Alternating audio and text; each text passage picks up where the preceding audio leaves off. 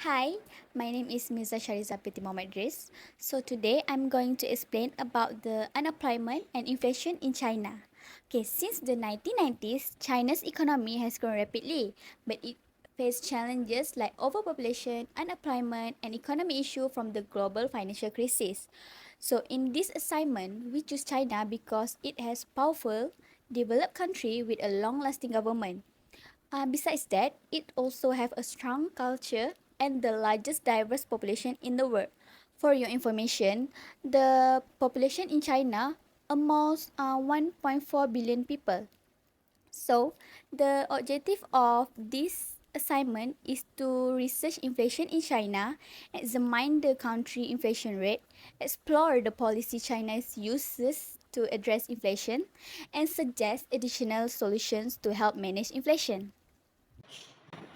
Assalamualaikum, my name is NURFATIHah and I will continue with climate and geography in China. China weather varies per region. The north has hot summer and freezing winter. The center is humid with mild winter and the south is tropical with heavy rain. Common hazards include typhoon and dust storm. China, the world's third largest country at 9.6 million square kilometers, is in East Asia, bordering 14 nations like Russia, India, and Mongolia. So next, I will continue with economic activity in China. The first one is primary sector. China economy relies on mining, fishing, and agriculture. Agriculture feed 1.4 million people producing rice, maize, and tea, while creating rural jobs. Other than that, secondary sector. China economy grow on manufacturing, construction, and technology, earning it the title factory of the world. It produces electronic, car, and machinery for global market. And the last sector is the third sector. China's largest and fastest growing sector is the third sector, driving trade, finance, technology, and tourism. Hi, my name is KHAIRUNNISA. So now I will present about the China's inflation rate. Between 2013 until 2023, China's inflation rate, which measured by the Consumer Price Index, which is the CPI, showed slight changes caused by many economic factors. In the next slide, I will show the annual inflation rates during the period.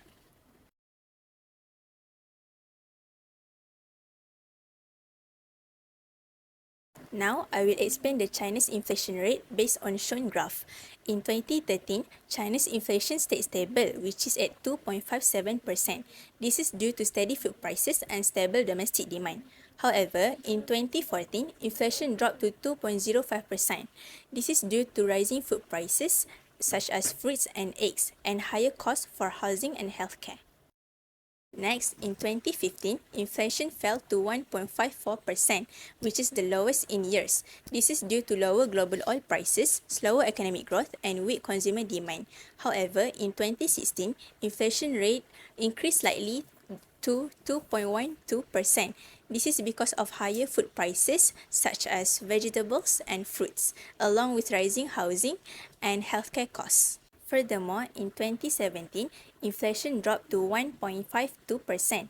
This is because of food prices stabilized and housing costs had little impact on overall inflation. However, in 2018, inflation increased to 1.93%. This is due to higher pork prices due to African swine fever and production costs increase due to trade tensions with the US.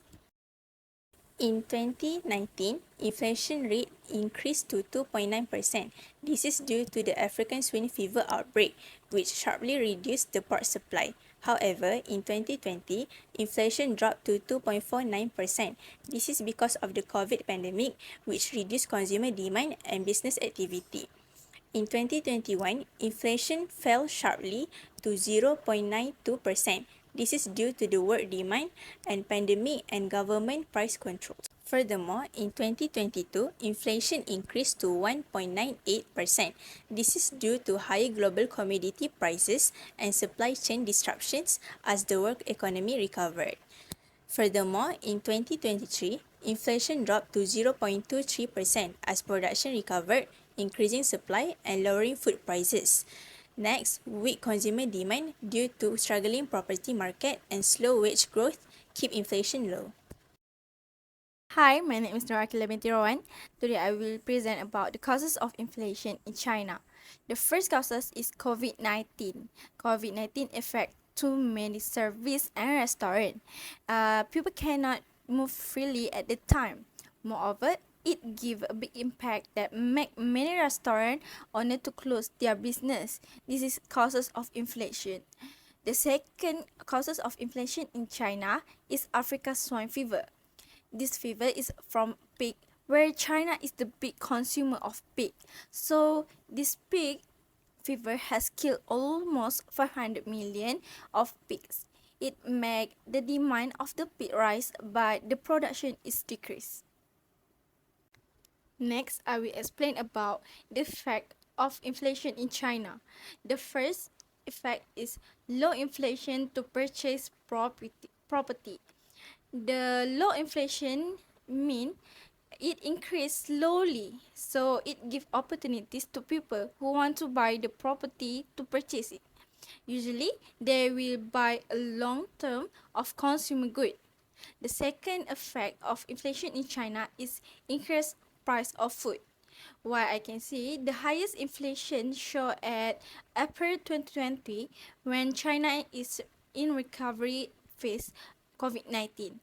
Food price rose due to drought, with vegetable price up 6.5% and pork price up 3.6%. Moreover, some of farmers pig refuse to sell their pig. Hi everyone, my name is NURRANI binti Ahmad Sudiman. So today I'm going to present about monetary policy which are used by China's country for them to solve the problem of inflation. So monetary policy is set of tools used by country's central bank for them to manage the economy. So in China, their central bank is called the People's Bank of China, which was founded in 1948.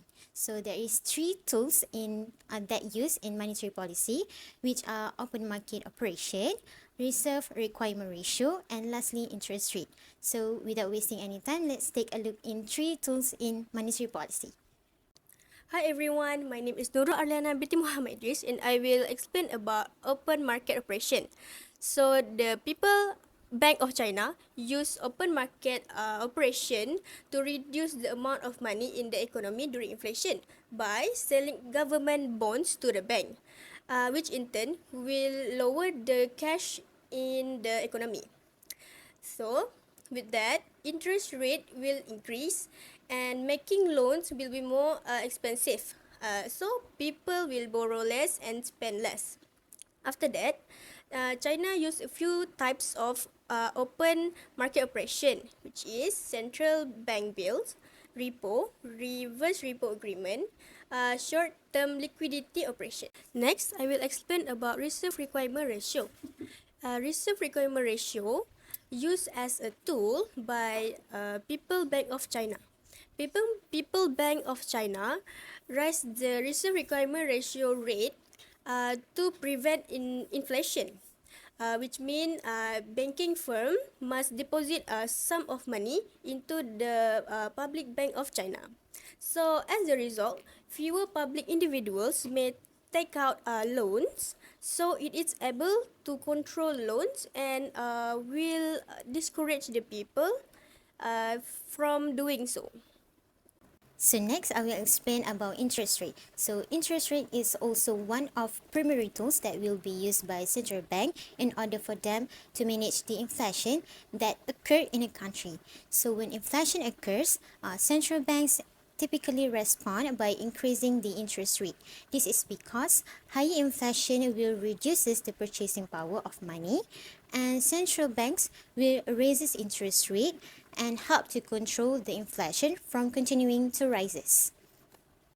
In conclusion, China economic grew at an average of 9.7% annually in the 1990s, driven by the primary, secondary, and tertiary sector. Home to 1.4 million people, it maintained social and economic stability. External factors like COVID-19 and domestic issues like pork shortage affect inflation. The People Bank of China use monetary policy such as interest rate shifts and reverse requirement to ensure stability. So the recommendation is the government use price limit and subsidy to fight inflation. Price cap keep essential like food and petrol within reasonable budget, but they must be careful monitored to avoid shortage. In industry like agriculture and energy, subsidy lower production costs, but too much subsidy can put a strain on the budget. Basket and subsidy work together to stabilize the economy and safeguard the welfare of people.